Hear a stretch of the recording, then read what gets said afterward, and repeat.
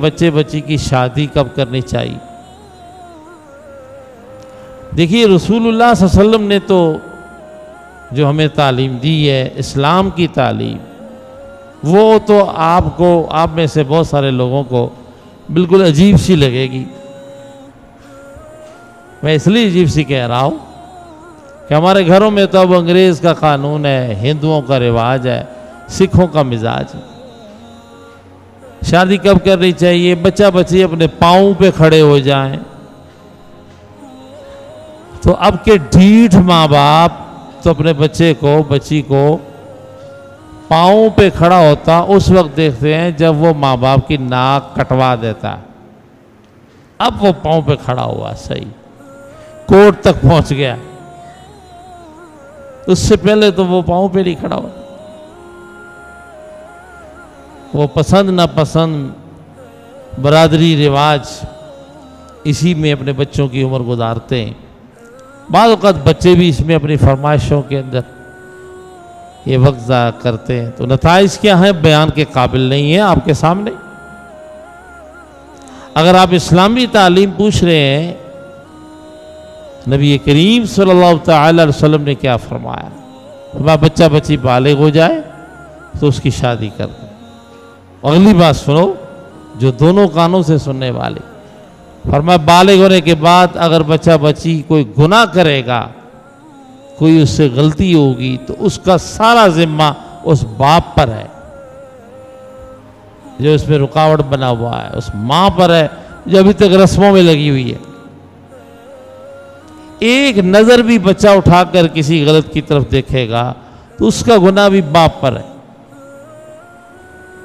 اب کیا سوچے گا، کہاں کہاں وہ آنکھیں لڑائے گا، کدھر کدھر اس کے رابطے ہوں گے بچی کے بچے کے معاذ اللہ، اور پھر اس کے کوئی غلط قدم اٹھیں گے، سب ان کو پتہ ہے یا نہیں ہے؟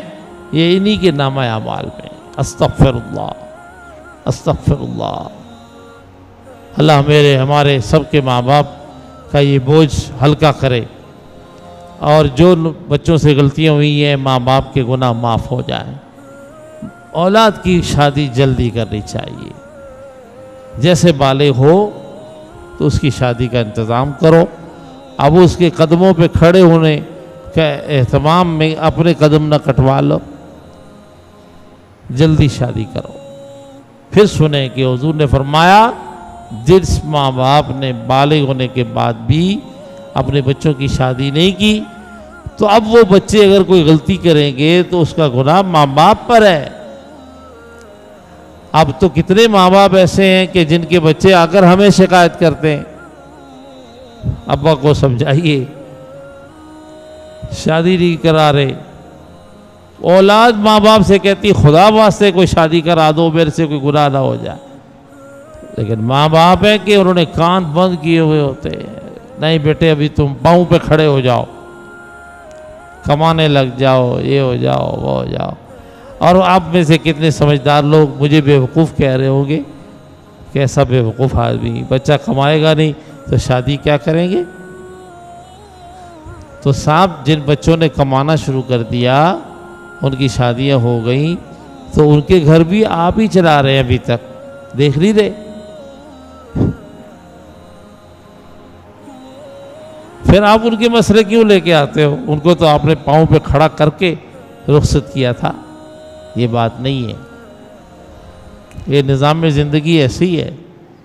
ان کی وقت پر شادی کرو، جلدی شادی کرو، اچھے رشتے ڈھونڈو، اور اچھے رشتے سے مراد دین اچھا ہو، سیرت اچھی ہو، کردار اچھا، بہت زیادہ علم میں عمر میں فرق نہ ہو، یہی چیزیں دیکھی جائے۔ باقی ہمارے ہاں جو اب رشتوں کا رواج ہے وہ کیونکہ فلموں ڈراموں سے لیا ہوا ہے۔ میری بات کڑوی لگتی ہے ہمارے کچھ لوگوں کو، تو میں ان سے گزارش کرتا ہوں کہ وہ کتاب مجھے بھی تو دکھاؤ نا جہاں سے آپ نے یہ پڑھا۔ میں نے نہیں پڑھی ہے وہ کتاب،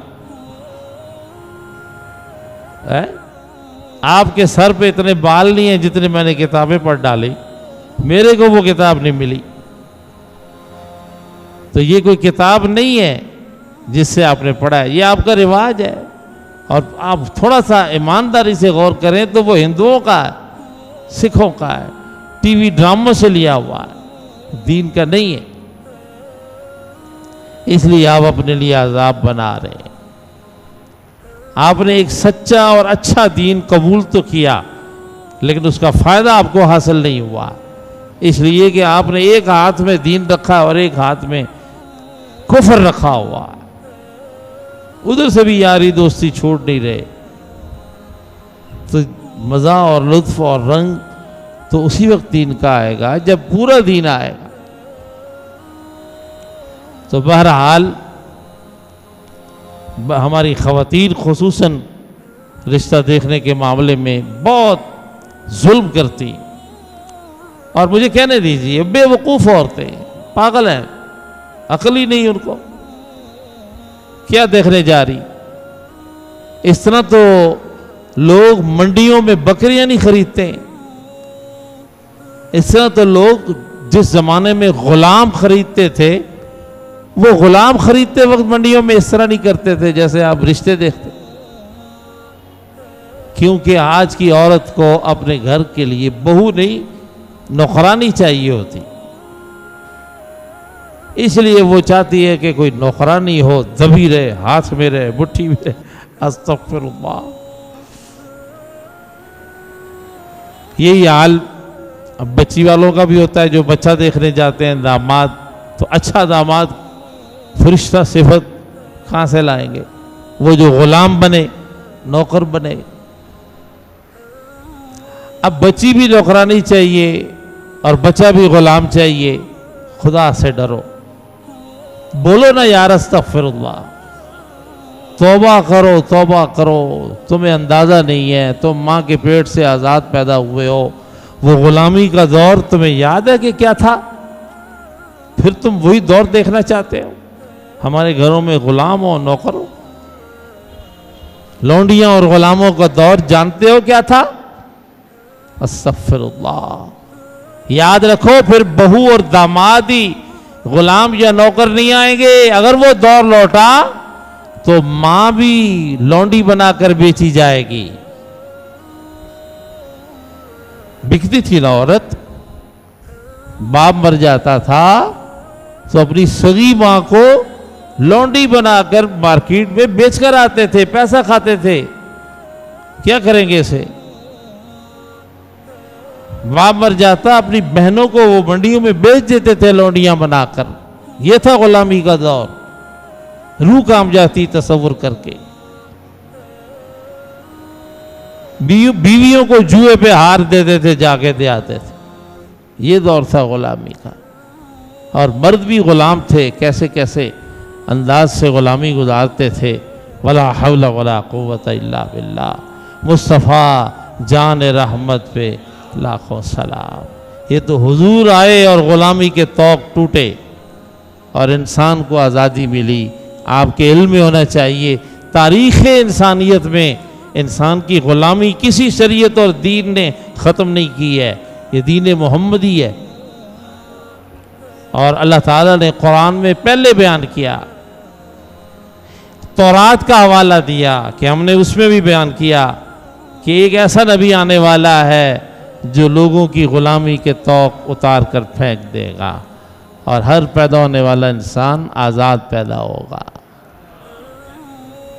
یہ حضور کا ایسا احسان ہے کہ ہندوؤں پہ بھی ہے، انگریزوں پہ بھی ہے، منکروں پہ بھی ہے، کمیونسٹ جو خدا کو بھی نہیں مانتے ان پہ بھی حضور کا یہ احسان ہے کہ آج وہ آزاد ہیں، ورنہ وہ کسی کے غلام ہی رہتے۔ اور سنو غلامی کیا تھی؟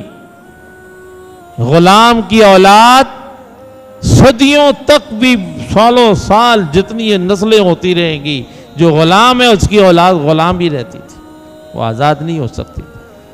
وہ جوتی کی طرح تھی، جب چاہو بیچ دو، کوئی اس کا حق نہیں تھا۔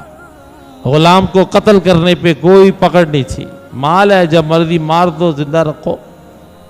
غلاموں سے جنگیں لڑائی جاتی، غلاموں سے کام کرائے جاتے، غلاموں کو ایک مال کی طرح سمجھا جاتا تھا۔ یہ حضور کی ذات والا صفات ہے۔ حضور تشریف لائے تو سب سے پہلے غلاموں کے حقوق عطا فرمائے، حضور نے فرمایا آج کے بعد غلام کا حق آدھا ہے، کیونکہ یہ تو ایک تصور ہی نہیں تھا، صدیوں ہزاروں سالوں سے اسے تو انسان ہی تصور نہیں کیا جاتا تھا، اور غلام بنتا کیسے تھا؟ جنگ کے اندر جو بھی دشمن کا بندہ قید ہو جاتا، اب وہ اور اس کی ہمیشہ کی نسل غلام ہے، اس کو بیچا جاتا۔ حضور نے کہا غلام تم بناتے رہو، لیکن غلام کا آدھا حق ہے، اس کو کھانا پینا بھی دو، کپڑا بھی دو، مہر بھی دو، عزت بھی دو، جو تم آپس میں دیتے لیتے ہو اس کو بھی آدھا دینا فرض ہو گیا۔ اب یہ غلام کا پہلا عزت کا مقام ہوا۔ پھر حضور صلی اللہ علیہ وسلم نے دوسرا حکم دیا کہ غلام کو آزاد کرنا بھی ایک نیکی ہے، کفارہ ہے، بہت بڑا اجر ہے۔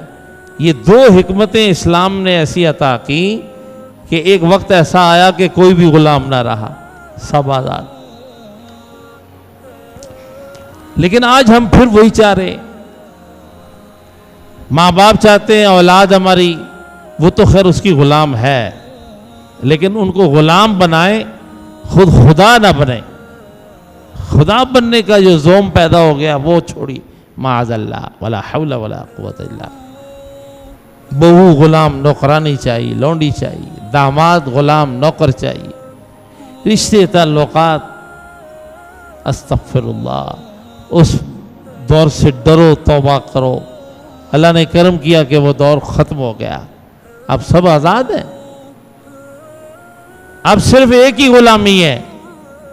اسی لیے ساری کائنات اس پیغمبر کی غلام ہو گئی جس نے ہر غلامی سے آزاد کرایا۔ حضور کی غلامی ہے جس میں سب آزادی۔ تو اس لیے اس بات کا خیال رکھنا چاہیے، زیادہ رسم و رواج میں اپنے بچوں کی شادیوں میں تاخیر نہ کریں، جلدی شادی کریں تاکہ وہ وقت پر خیر و عافیت کے ساتھ فتنوں سے بچیں۔ اللہ تعالیٰ سمجھنے کی توفیق عطا فرمائے اور قبول کرنے کی توفیق عطا فرمائے۔